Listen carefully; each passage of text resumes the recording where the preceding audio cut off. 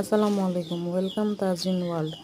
আজকে আমি লাল শাক দিয়ে পুঁটি মাছ দিয়ে জলপাইয়ের টক রান্না করছি। তো আমি প্রথমে পানিটা ফুটিয়ে নিয়েছি, এর মধ্যে একটু লবণ আর গিয়ে লাল শাকগুলো দিয়ে দিয়েছি।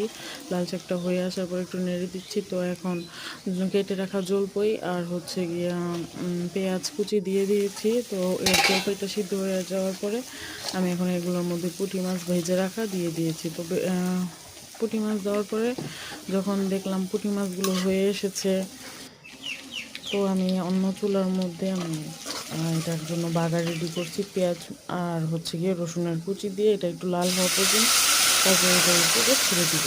তো হ্যাঁ, এই যে আমার রেডি হয়ে গেছে। এরকম টক খুবই টেস্ট লাগে, অনেক মজা।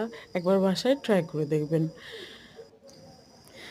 তো বাসায় সবাই ট্রাই করে বলবেন যে কেমন হয়েছে। Thank you for watching.